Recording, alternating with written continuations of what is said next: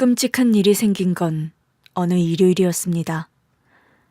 오전까지는 엄청 맑은 날씨였는데 회색 구름이 몰려들더니 억수 같은 비가 쏟아지며 바람이 강하게 불었습니다. 저는 토스트 가게를 운영하고 있었는데 가로수 나뭇가지가 뚝 부러지는 걸 두 눈으로 보았습니다. 나뭇가지가 부러지니 손님도 뚝 끊겨버렸답니다. 비바람이 갈수록 강해져서 밖에서 일하고 있을 남편에게 전화를 걸었습니다. 신호음이 여러 번 가다가 곧 연결됐습니다. 여보, 오늘 날씨가 갑자기 왜 이러지? 당신 지금 일하는 거 아니지? 비바람 불어서 일 못하는 거지? 왜 말이 없어? 여보세요? 여보, 어디길래 전화가 안 터지는 거야? 여보! 남편은 저와 토스트 가게를 운영했는데 그이가 일주일에 서너 번 고액 알바를 한다고 건물에 매달려 유리창 청소 일을 했어요. 로프공이라고도 부르죠. 위험한 일을 하는 데다 비바람이 부니 걱정되어 전화를 걸었더니 그이가 이어폰으로 받았는지 누구냐고 묻더군요. 누구세요? 제 목소리 안 들려요? 이제 들린다. 여보, 나라고 당신 마누라. 설마 지금 로프 타고 있는 거야? 그러자 남편은 흐느끼며 울기 시작했습니다. 당신이었구나. 여보, 사랑해. 우리 아들에게도 사랑한다고 전해줘. 당신 무슨 일이야? 목소리가 왜 그래? 당신 울어? 건물 창문을 닫고 있는데 갑자기 비바람이 불기 시작했어. 당신도 알고 있겠지? 우리 팀 모두 업무 정지하고 내려가는데 내 로프가 끊어졌어. 얼떨결에 건물 벽을 잡고 매달렸어. 방금 벌어진 일이야. 여보, 발에 힘이 풀리면 곧. 그게 무슨 소리야? 로프가 끊어지다니. 당신 동료들은 뭐하고 있는데? 여보, 미안해. 이렇게 떠나게 돼서 정말 미안해. 일이 이렇게 될 줄은 정말 몰랐어. 여보, 나 당신과 현이가 잘 살도록 하늘에서 힘을 써볼게. 여보, 흥분하지 말고 내 말 들어. 무슨 일이 있어도 당신은 무사할 거야. 내가 약속해. 당장 달려가서 당신을 구해줄게. 여보, 진짜 사랑했어. 나 당신을 만나서 진짜 행복했다. 영원히 당신이랑 아들을 사랑할 거야. 눈 감아도 영원히 말이야. 여보, 여보! 전화는 끊어졌습니다. 토스트 가게에서 나와 택시를 타고 오늘 남편이 일하기로 한 건물로 향했습니다. 24층 높이의 회사였는데 예쁘게 짓는다고 건물 위쪽이 비스듬히 깎여 있었어요. 택시에서 내려봤더니 그이가 건물 중간에 힘겹게 매달려 있는 게 보였어요. 로프는 끊어져서 바닥에 떨어져 있었죠. 남편 동료들은 모두 건물 밑에 내려와 있었습니다. 저기요, 제 남편만 왜 저기에 매달려 있는 거예요? 여기서 뭐들 하시는 거예요? 빨리 올라가서 구해주셔야죠.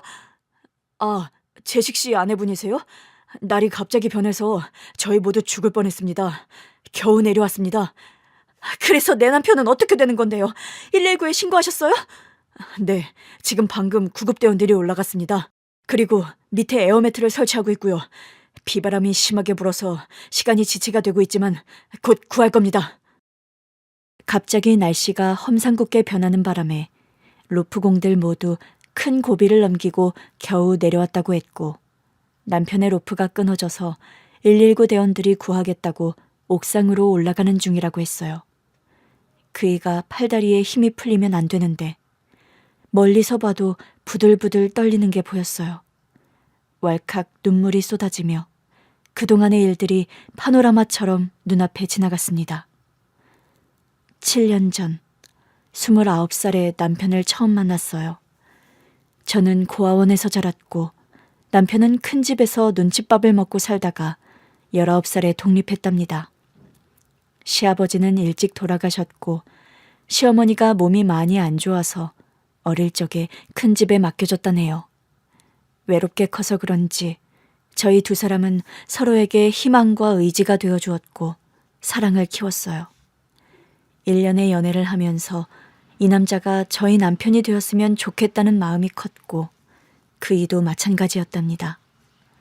그래서 가진 것은 없지만 혼인신고를 하고 작은 원룸에 살림을 차렸어요.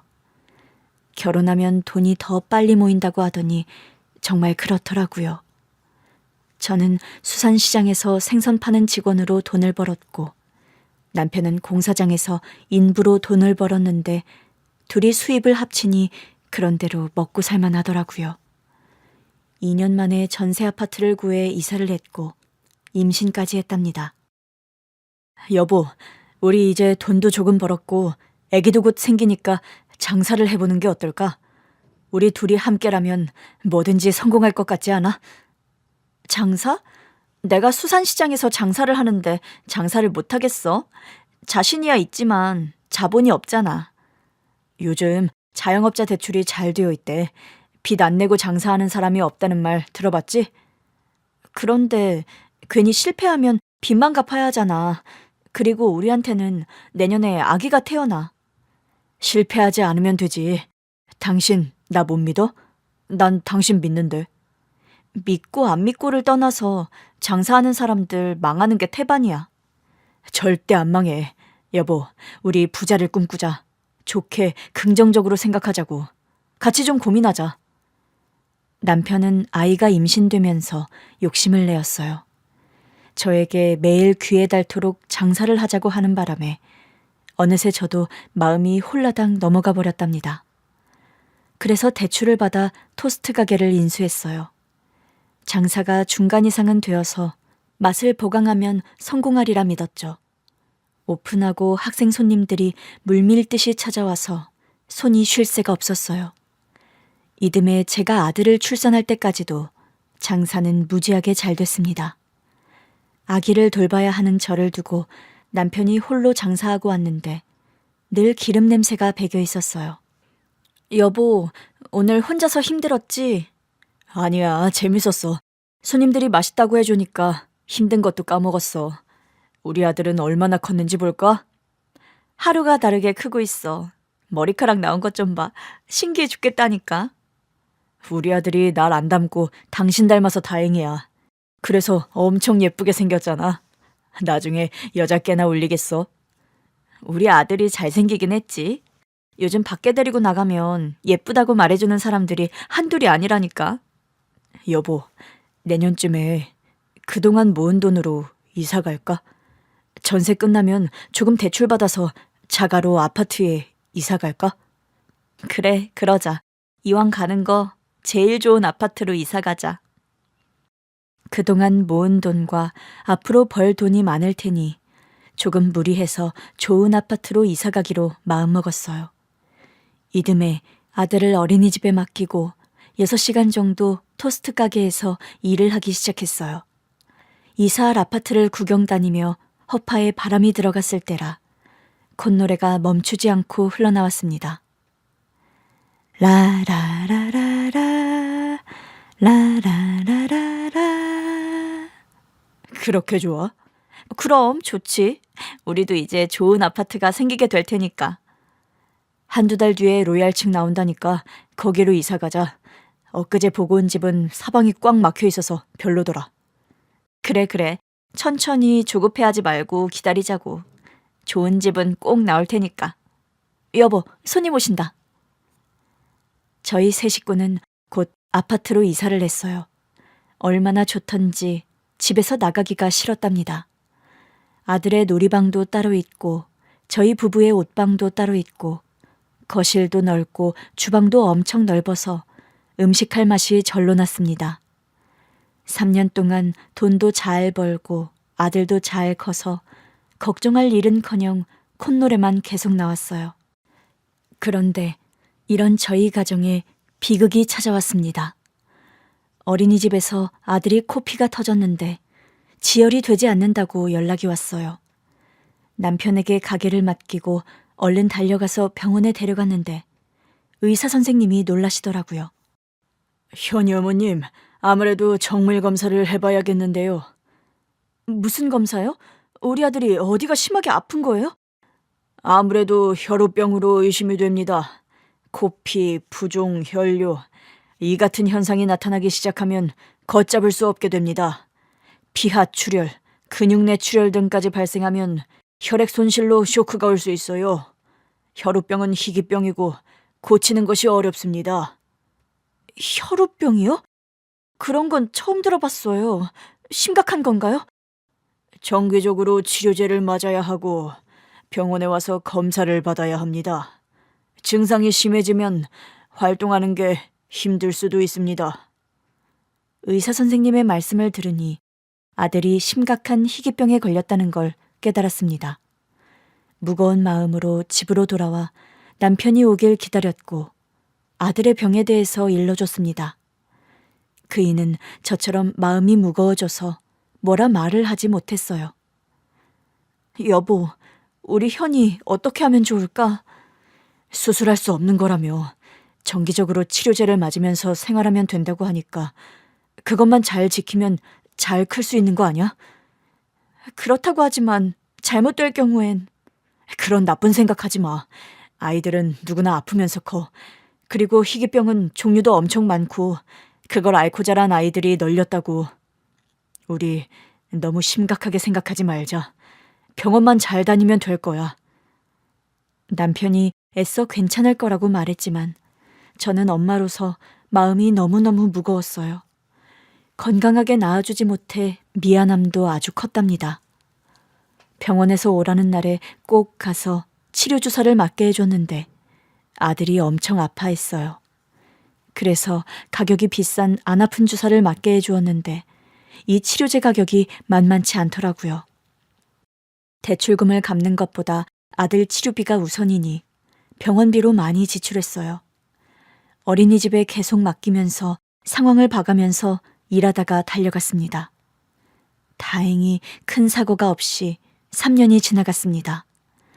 아들은 5살이 되어 말도 잘하고 잘 뛰어다니게 되었는데 어느 날 큰 사고가 터지고 말았어요.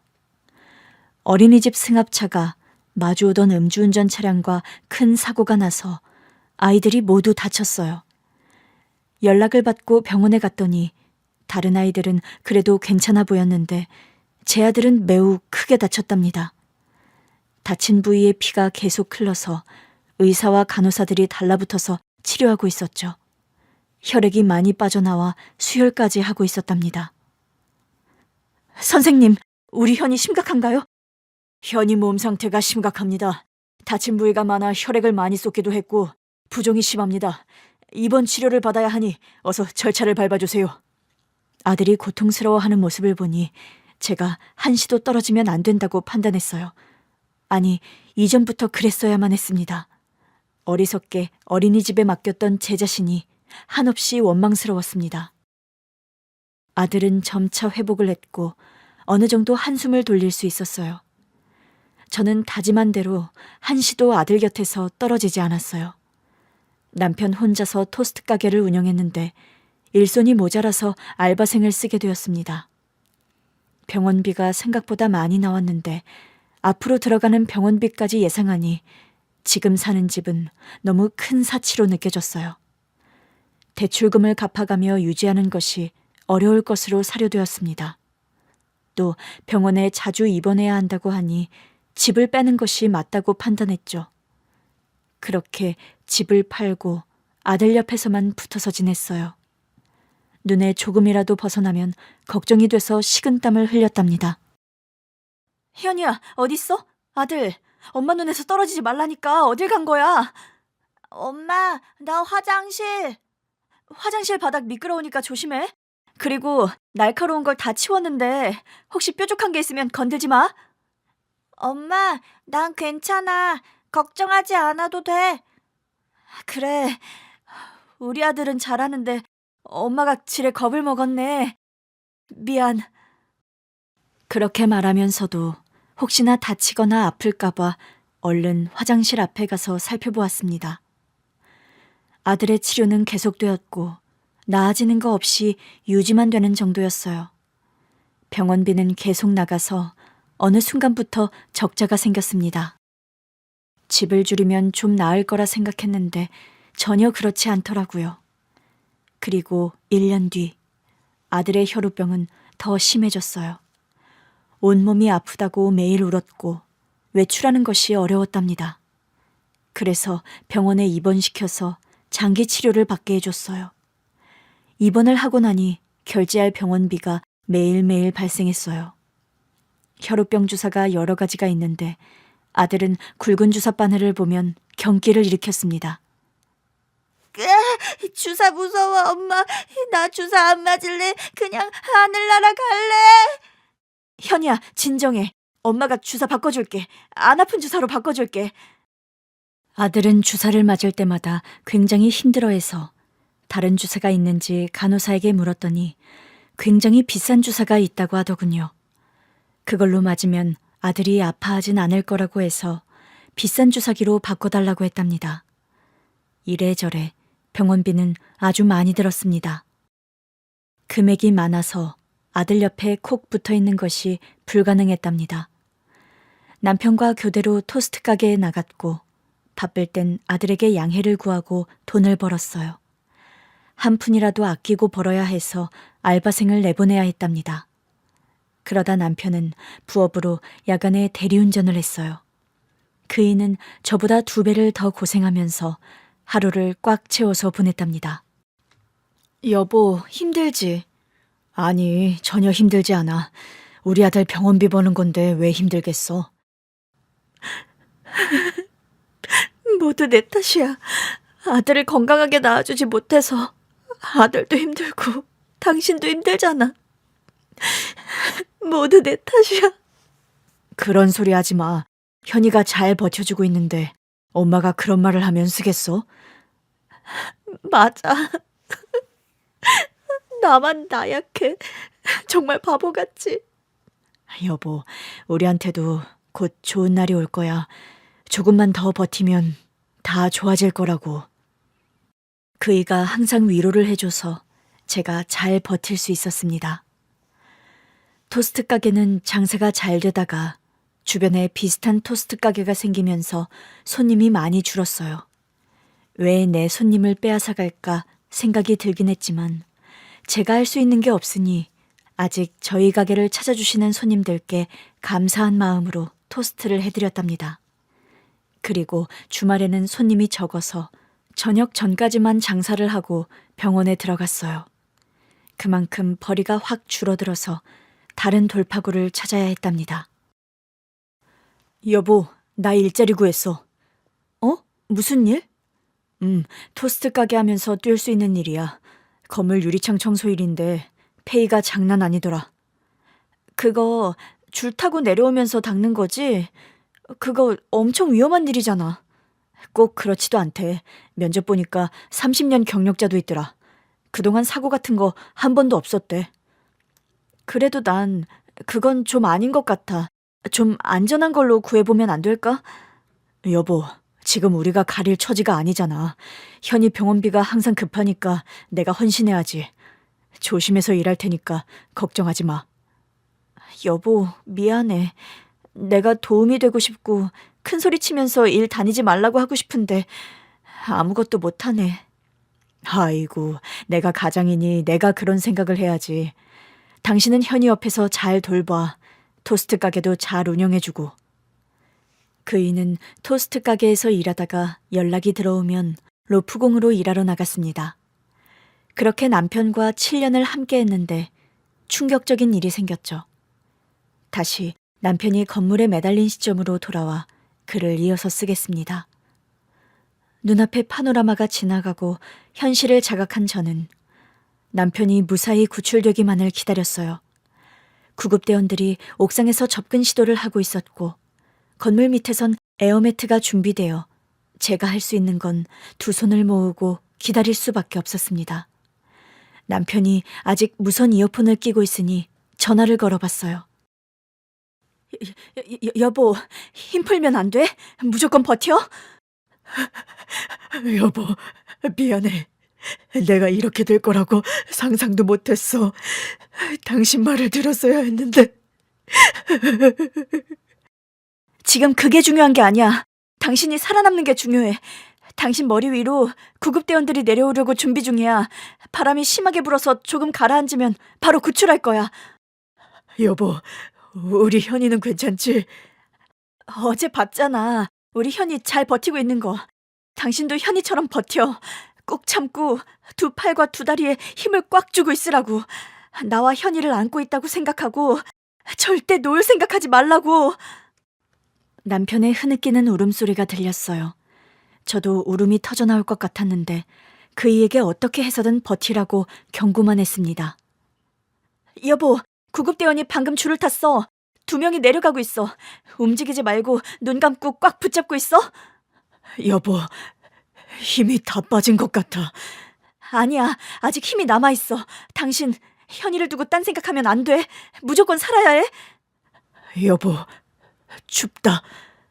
남편의 핸드폰 배터리가 다 됐는지 전화는 끊겼습니다. 구급대원들이 줄을 타고 내려오는데 비바람이 더 세게 불었습니다. 에어매트를 들썩였고 구경꾼들도 바람을 피하려고 건물 안으로 들어갔습니다. 구급대원들은 바람이 너무 거세게 불어 다시 옥상으로 돌아갔어요. 정말 참담했습니다. 그리고 팔다리에 힘이 빠진 남편은 위험하게 고개를 돌렸습니다. 저와 눈이 마주치자 그이가 입모양으로 사랑해 라고 했어요. 저는 절레절레 흔들며 버티라고 소리쳤습니다. 안 돼, 여보. 무슨 일이 있어도 버텨. 구급대원들이 당신을 구해줄 거야. 안 돼. 남편은 힘 빠진 팔다리를 건물에서 놓아버렸고 떨어졌습니다. 에어매트에 안착하면 무사할 수 있기 때문에 눈을 떼지 않고 있었는데 바람이 그이를 멀리 밀어내서 아스팔트 위에 떨어졌답니다. 안 돼! 여보! 그이는 마지막 애절한 눈빛을 보여주고 곧 눈을 감았습니다. 남편을 그렇게 잃고 장례를 힘겹게 치렀어요. 제 인생은 왜 이렇게 되었을까요? 고아로 자라서 가정을 꾸리고 평범하게 사는 것이 유일한 꿈이자 희망이었는데 하늘은 저에게서 소중한 남편을 데려갔습니다. 세상의 모든 것들이 밉고 원망스럽게 보였습니다. 이런 상황에 저는 머릿속으로 아들 병원비가 떠올랐어요. 정말이지 인생이 참 못 같았습니다. 돈에 대한 이야기를 하자면 사망보험금 3천만 원은 받았는데 업체에서 주는 보상금은 받지 못했어요. 장비 문제가 아니고 천재지변이라는 이유로 보상금을 줄 수 없답니다. 이걸 받으려면 소송을 해서 싸워야 한다는데 저에겐 그럴 기운도 여유도 없었습니다. 아들 병원에서 지내며 가슴으로 울면서 지냈어요. 엄마, 슬퍼? 아빠는 하늘나라에 가신 거지? 천국에 가신 거지? 아빠는 먼저 떠나셨어. 나중에, 아주 나중에 우리도 천국에 가면 볼 수 있을 거야. 저는 토스트 가게를 문 닫고 아들 옆에만 있었어요. 5개월 만에 남편 보험금이 병원비로 다 나가서 로프공 회사에 연락했습니다. 팀장님이 전화를 받길래 보상금에 대해 바로 물었습니다. 팀장님, 그이가 떠난 지 벌써 5개월이 지났네요. 우리 남편 보상금은 언제 받을 수 있나요? 아, 현이 어머님이시군요. 죄송합니다. 회사 대표님께 말씀은 드렸는데 안 된다고 하네요. 정규직도 아니고 일용직으로 일하셔서 보상을 해줄 수 없답니다. 그 대표라는 인간 너무하는 거 아니에요? 내 남편이 왜 로프를 탔는데요. 아들 살리려고 병원비 벌려고 나간 거 다 알면서 인면수심한다는 겁니까? 현이 어머님, 진정하세요.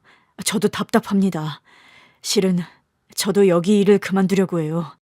현이 아빠가 그렇게 된 걸 보고 저도 무서워서 일하고 싶지 않아요. 그만두기 전에 날 도와주고 간두세요. 보상금 받게 해달라고요. 한 번 더 말씀드려 보겠습니다. 팀장님은 잘못한 게 없었지만 저희 화를 다 받아주셨어요. 대표라는 인간은 아예 저희 전화를 받지 않았고요. 저는 일을 하고 있지 않으니 마음이 급해졌습니다. 그래서 건물 외벽 청소 회사 사무실로 찾아갔습니다. 문이 굳게 닫혀 있길래 조금 기다렸더니 누가 들어가더라고요. 뒤를 따라 들어가며 그 남자에게 말을 걸었습니다. 당신 맞죠? 이 회사 대표 맞죠? 아이 깜짝이야. 아줌마 누구세요? 전에 봤었지? 나 건물에서 떨어진 로프공의 아내다. 김재식의 아내라고. 아, 김재식. 내 회사 망하기 직전으로 내몬 그 바보 같은 놈 마누라였구만. 이봐 아줌마. 내가 김재식 그놈만 생각하면 피가 거꾸로 솟아. 당신 여긴 왜 왔어? 지금 내 남편 욕을 하는 거야? 우리 남편이 일하다가 그렇게 됐는데 왜 회사에서는 아무것도 안 해주는 거예요? 당신이 회사 대표니까 보상금을 줘야 하는 거잖아요. 나 참 아주 기가 막힌 아줌마네. 진작에 팀장한테 말했었는데 당신 남편 김재식은 정규직도 아니고 일당직이라고 하더만. 게다가 우리 실수로 사고가 난 게 아니라 천재지변으로 일어난 사고라 도와줄 수가 없어. 법으로도 명시가 되어 있다고. 법 같은 소리 하네. 당신이 지시 내린 일을 하다가 그렇게 되었으니 당신에게 책임이 있어. 아줌마가 뭘 모르네. 그렇게 법이 궁금하면 고소를 해요. 법정에서 가려보면 될 거 아닙니까? 안 그래도 내 회사에서 당신 남편이 그렇게 돼서 재수가 없는 지경이야. 거래처에서 계약 파기된 게 한두 건인 줄 알아? 게다가 그만둔 직원들이 몇인 줄 아냐고. 손해를 봤으면 내가 훨씬 더 많이 봤다고. 고소는 내가 해야 할 판이라고. 재수 없으니까 당장 내 사무실에서 나가. 나쁜 놈, 그게 내 남편의 잘못이란 말이야? 당신 말대로 천재지변으로 세상을 떠났으면 다른 사람들이 당신 곁을 왜 떠나는데 그냥 네 놈이 못된 놈이니까 연을 끊는 거야. 당장 돈 필요하니까 보상금 내놔. 무식하기는. 상종할 아줌마가 못되래. 아줌마 신고하기 전에 나가. 절대 못 나가. 내 남편 목숨값 내놔. 회사 대표가 제 어깨를 밀치며 나가라고 경고하더군요. 저는 이대로 나가는 건 억울해서 그놈에게 덤벼들었는데 몸이 밀리며 쫓겨났습니다. 곧장 사무실 문은 굳게 닫혔고 다시 열리지 않았어요. 그날은 일단 돌아가고 다시 찾아와서 난동을 부리든 소송을 걸든 할 생각이었죠.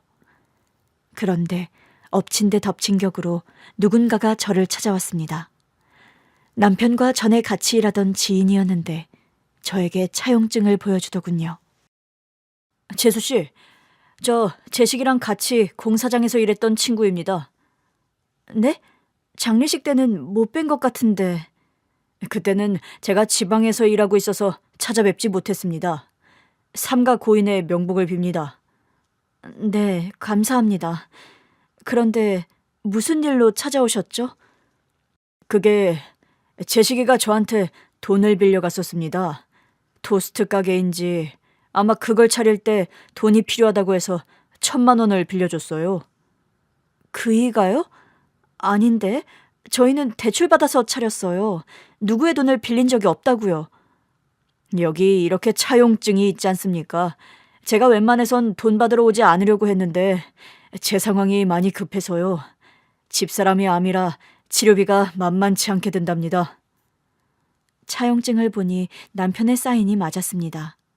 하지만 그이는 이미 고인이었고 제가 빚을 갚을 필요는 없었습니다. 저기 죄송하지만 남편은 세상을 떠났어요. 제가 대신 갚을 의무는 없습니다. 그렇게 말씀하실 줄 알았습니다. 그런데 제가 많이 급합니다.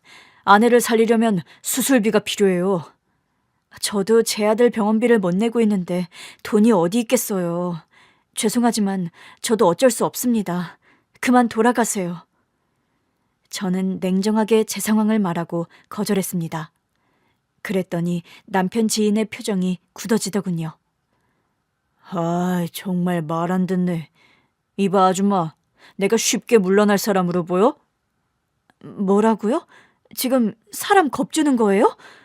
그래, 겁준다. 당신 아들 다시 안 봐도 괜찮은 거야? 아픈 아들을 두고 사라지고 싶나? 아저씨, 제대로 맛이 갔군요. 어디서 그런 말 같지 않은 소리로 사람 겁을 주려고 합니까? 내가 만만해 보여요? 돈만 주면 간다고. 내 돈 받을 때까지 이 병원에서 한 발짝도 못 나가. 제발 이러지 마세요. 돈이 있어야 드리죠. 집은 아직 안 팔았던데. 우리 아들이랑 돌아갈 집은 있어야죠. 정말 너무하시네요. 저는 그 돈을 갚을 의무가 없어요. 계속 이러시면 경찰 부르겠어요. 내가 여기서 포기할 것 같아? 난 내 돈 받기 전까지 절대로 떨어지지 않을 거야. 내일 다시 올 테니까 돈 준비를 하든 집을 부동산에 내놓든지 해. 안 그래도 복잡한데 처음 보는 남자가 남편에게 돈을 빌려줬다며 갚으라고 하니 머리가 빙빙 돌았습니다. 이튿날 그 남자가 또 찾아와서 경찰에 신고해서 쫓아내버렸습니다. 이건 와. 난 돈 받으러 온 거야. 내 마누라가 지금 암이라고, 암. 아저씨, 거짓말하지 마세요. 암 걸린 아내를 둔 사람이 그렇게 행동합니까? 경찰 아저씨들, 저 사람 이상해도 한참 이상해요. 다시는 여기에 못 오게 접근 금지라도 시켜주세요. 경찰관들은 돈에 관해선 민사로 해결하라고 하더니 남자를 병원에서 내보내고 사라졌습니다. 그래서 다음날 또 그 남자가 와서 행패를 부려서 이번에는 병원 경비를 불러 힘들게 내쫓았어요. 그 남자가 며칠 보이지 않자 걱정 하나를 던 것 같지만 전혀 아니었습니다. 병원에서 며칠 동안 아들 옆에 붙어 있었는데 간호사가 수납 이야기를 꺼내더군요. 돈 낼 때가 되었으니 빨리 내라는 신호를 보냈죠. 저는 알겠다고 대답하고 수납 직원에게 조금 미룰 수 있는지 물어보려고 나갔습니다. 시커먼 정장을 입은 사내들이 기분 나쁘게 쳐다보길래 저도 째려보고 지나갔어요. 저기 선생님, 김현희 환자 엄마인데요. 병원비가 얼마나 밀렸죠? 그리고 내야 되는 돈이 얼마나 되죠? 다 합쳐서 말씀드릴까요? 네. 3,230만 원이요. 이거 결제 안 되면 다음 치료 못 받습니다. 저기 선생님, 조금만 수납비를 늦춰줄 수 없을까요? 이미 편의를 봐드렸어요. 이 병원에서 외상으로 치료받은 분은 김현희 환자가 유일합니다. 그러지 말고 조금만 더 기다려주세요. 제가 병원 사장이 아니잖아요. 무조건 내일 안으로 내셔야 합니다. 안 그러면 퇴원하셔야 할지도요. 그 말에 저는 발끈했습니다. 이 여자가 못하는 소리가 없네. 당신은 자식도 없어? 네, 없는데요. 뭐? 그래도 사람이 그러면 안 되지. 내 아들이 희귀병에 고통스러워하는데 퇴원을 시키라니. 애가 불쌍하지도 않아? 김현희 보호자님, 제가 이런 막말까지 들어야 하나요? 저는 일개 수납창구 직원입니다. 생각해보니 그 직원이 잘못한 건 없긴 했어요. 마음이 급한 제가 발끈해서 괜히 욕만 먹은 거죠. 저는 다시 두 손을 싹싹 빌었습니다. 선생님, 제가 제정신이 아니라서요. 남편은 억울하게 세상을 떠나버리고 아들은 아픈데 돈은 없고 해서 정신이 온전하지 않습니다. 방금 화낸 건 사과드릴게요. 그러니 수납을 조금 밀어주세요. 네? 직원은 벌떡 일어나더니 화를 내더군요. 이 이상한 여자야. 실컷 욕하고 빌고 나더러 어쩌라는 거야. 병원비 안 내면 아웃인 줄 알아? 내일까지야, 내일? 너무한 거 아니에요? 보호자들한테 이렇게 대하세요? 당신이 먼저 진상 부렸잖아. 그건 미안해요. 미안하게 됐어요. 됐으니까 꺼져. 돈 없으면 그냥 치료받지 말고 집에 가. 직원의 막말에 화를 내려고 했지만 어떻게든 수납을 미루고 싶었습니다. 그래서 다시 말을 꺼내려는데 아까 기분 나쁘게 쳐다보던 검정 양복을 입은 사내 중 하나가 저를 살짝 밀더니 직원에게 카드를 내밀었습니다. 이거로 결제해 주세요. 병원비가 얼마라고 했더라? 아무튼 다 결제해 주세요. 저는 남자를 보고 물었습니다. 아저씨, 아까 기분 나쁘게 쳐다보더니 지금 뭐 하시는 거예요? 아, 급하신 것 같아서요. 일단 제 카드로 결제하시죠. 내가 아무리 급해도... 아니다, 그래요. 아저씨 카드로 결제해 주세요. 뭐라도 시키는 건 할 테니까 결제하고 말합시다. 남자가 뭘 원하는지 모르겠지만 일단 아들의 병원비를 결제했습니다. 그리고 휴게실로 자리를 옮겨 양복 입은 남자들에게 둘러싸여서 병원비를 내준 남자와 대화를 나눴습니다. 현희 병원비는 갚지 않으셔도 됩니다. 내 아들 이름까지 아시네요? 아까 대화하시는 걸 들었거든요. 아드님 이름 말씀하시는 것도 들었습니다. 저는 길게 한숨을 내쉬며 말했어요. 원하는 게 뭔지 말씀해 보세요. 좌우지간 내 아들 병원비를 내주셨으니 도둑질 빼고 다 하겠습니다. 현이 어머님, 돈은 괜찮습니다. 갚지 않으셔도 되고 어떠한 행동도 하지 않으셔도 됩니다. 다만 현이를 좀 만나고 싶습니다. 확인하고 싶은 게 있어서요. 내 아들을 알아요? 확인을 하다뇨? 뭘요? 직접 현이 얼굴을 보고 말씀드리고 싶군요. 제 아들 병원비까지 내주신 분이니 아들을 못 만나게 할 이유가 없었습니다. 다른 사내들은 두고 병원비를 내준 남자를 제 아들 병실로 안내했어요. 7살 아들을 처음 본 남자는 놀라더군요. 어릴 때랑 똑같네요. 네? 누구 어릴 때요? 형이요. 우리 형이요. 김재식. 제 남편을 알아요? 우리 형이라니? 네. 저는 김재식 형님의 아우 김재필입니다. 친동생이고요. 얼핏 남편에게 들었던 이야기가 떠올랐습니다. 어릴 적 큰아빠 집에서 지낼 때 동생이 집을 나갔다가 행방불명이 되었다는 말을 들었었죠. 그때 남편 나이가 7살이어서 아무것도 할 수 없었다며 동생을 생각하면 죄인이 된 기분이라고 했었답니다. 정말이요? 제 남편의 동생이라고요? 그러고 보니 얼굴이 닮은 것 같기도 하네요. 현이가 형님이랑 많이 닮았어요. 제가 5살 때 봤던 형님의 얼굴과 흡사하네요. 이게 어떻게 된 일인지 모르겠네요. 어렵게 생각하실 거 없어요. 제가 시원하게 알려드리겠습니다. 형이랑 저는 아픈 엄마 품을 벗어나 큰아버지 댁에서 살았어요. 거기서 눈치를 많이 보고 자랐고 많이 불편하고 힘들었는데 형이 저를 자식처럼 잘 챙겨주셨어요.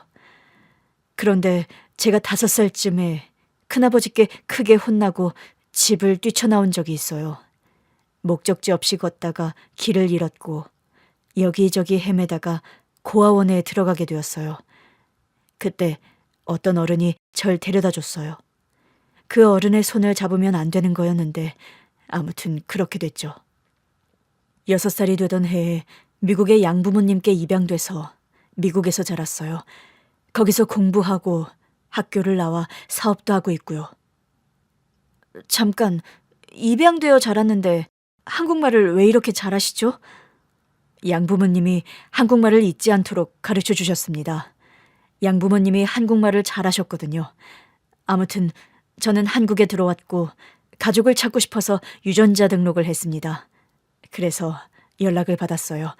저희 친어머니가 유전자 등록을 해두셨더라고요. 돌아가셨다는 어머니가요? 네, 제가 큰 집에서 뛰쳐나와 행방불명이 되었으니 찾고 싶으셨겠죠. 그런데 제가 너무 늦게 와서 어머니를 뵙지 못했고 형님도 뵙지 못했네요. 형님의 가족분들이 여기 계신 걸 듣고 찾아왔습니다. 현이 어머님이 제 형수님이십니다.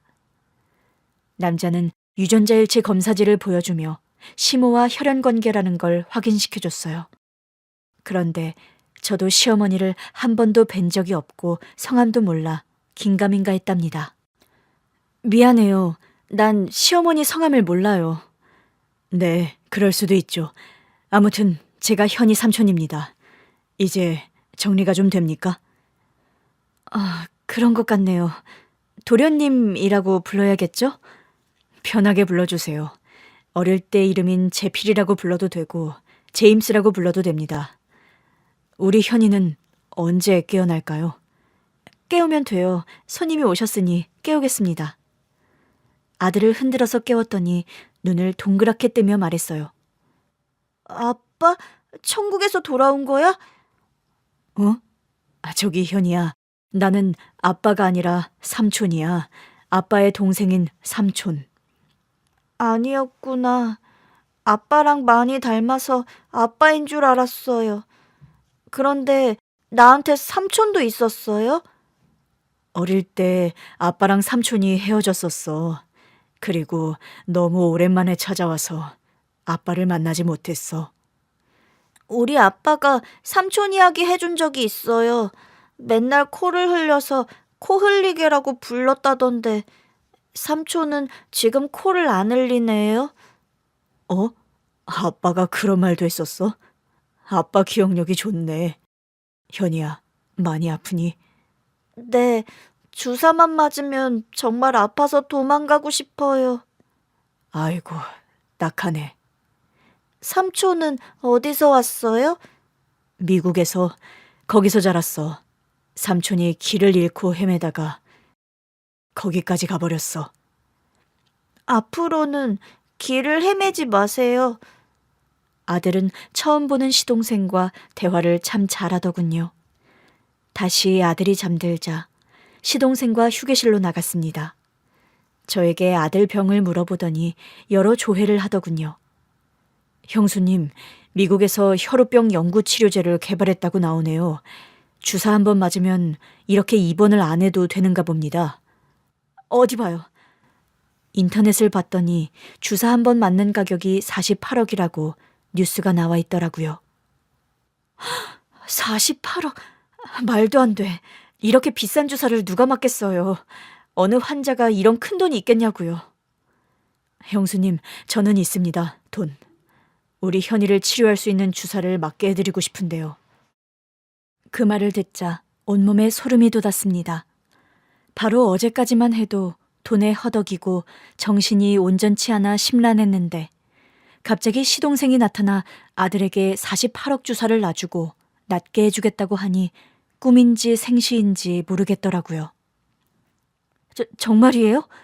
제 아들을 고쳐줄 수 있어요? 그럼요.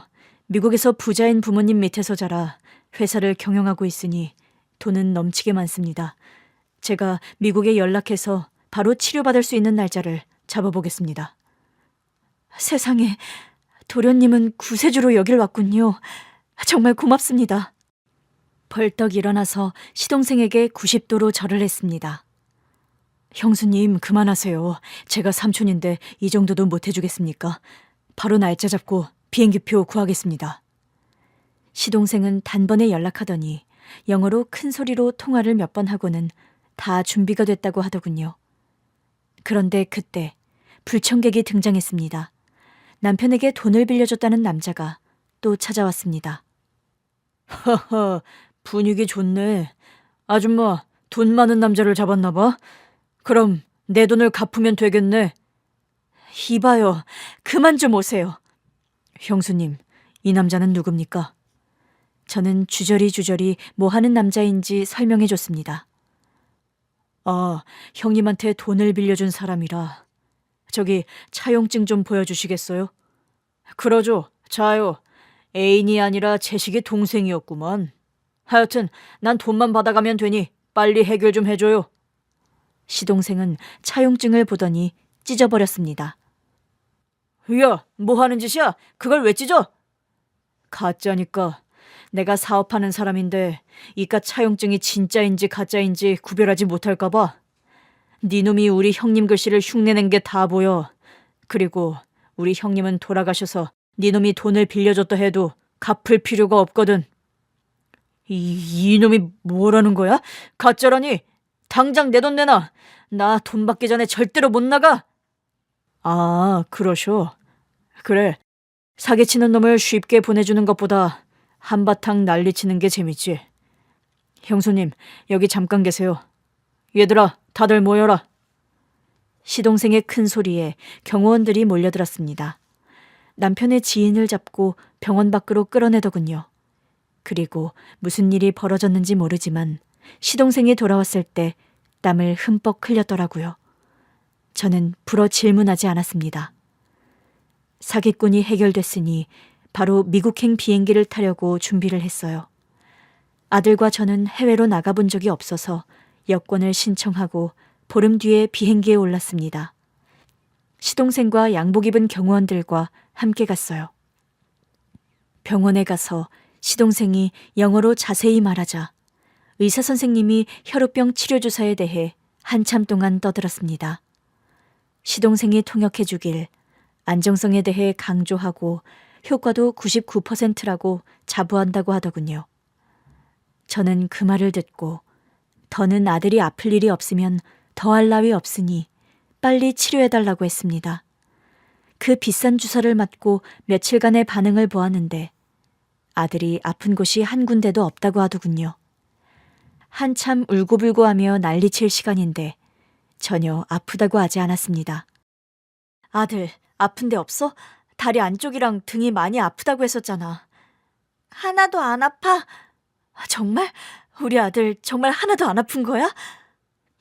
이제 다 나은 건가 봐. 의사 선생님, 감사합니다. 아, 영어로 말해야지. 땡큐, 닥터. 도련님, 정말 괜찮아진 건가 봐요. 네, 그런 것 같습니다. 아주 잘 됐어요, 형수님. 저는 감격의 눈물을 흘리며 시동생을 안아버렸습니다. 도련님, 고맙습니다. 우리 아들 살려주셔서 고맙습니다. 우리 형수님이 안아주시다니 영광입니다. 우리 형이 안아주는 기분 같아요. 고마워요. 얼마 뒤 병이 나은 아들과 시동생과 다시 한국으로 돌아왔어요. 공항에서 시동생의 부하 직원이 데리러 와서 차를 타고 집으로 향하는데 저희가 살던 집이 아닌 대저택으로 가더군요. 여긴 어디예요, 도련님? 형수님 댁입니다. 제가 준비를 다 해놨으니까 바로 들어가서 지내시면 돼요. 이전 집에 짐을 다 옮겨놨으니 걱정할 거 없습니다. 세상에, 이게 무슨 일이야? 아, 한 가지 더. 여기 통장 받으세요. 제 부하 직원이 건물 외벽 청소 회사 대표한테 받아온 형님의 보상금입니다. 네? 이걸 어떻게 받아오셨어요? 그냥 제 방식대로 했습니다. 그놈은 이 바닥에서 다신 사장놀이 못할 겁니다. 받으세요. 뭘 어떻게 하셨는지 자세히 묻진 않을게요. 고맙습니다, 도련님. 그런데 도련님은 어디서 지내세요? 저는 바로 옆집입니다. 현이랑 형수님을 자주 뵙고 싶어서 옆집으로 마련했어요. 괜찮을까요? 당연히 괜찮죠. 그럼 일단 저희 집부터 같이 들어가 볼까요? 도련님이 주신 선물이니 같이 구경해요. 시동생은 아들에게 비싼 치료 주사를 놓아준 것도 모자라 대저택을 마련해 주었고 남편의 보상금까지 대신 받아줬습니다. 집안에 들어가 보니 보통 좋은 집이 아니더라고요.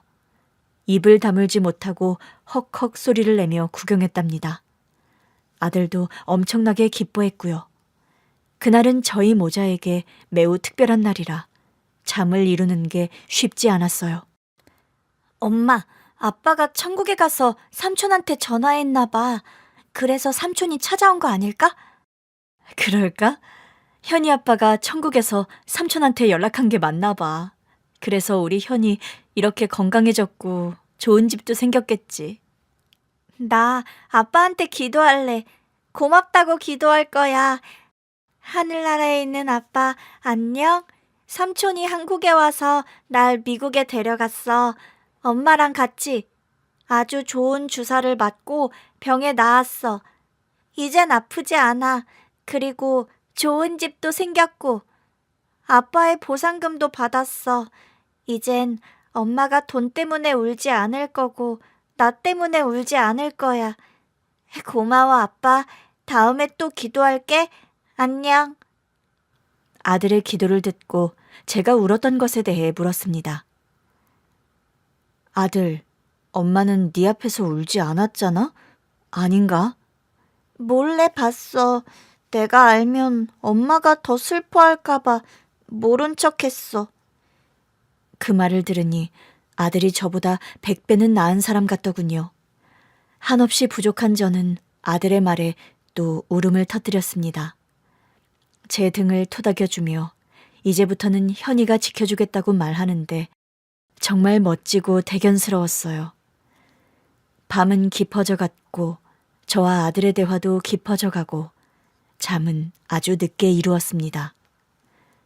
며칠 동안 집에서 행복을 만끽하며 지내다가 시동생이 다른 선물이 있다고 저를 어디론가 데려갔습니다.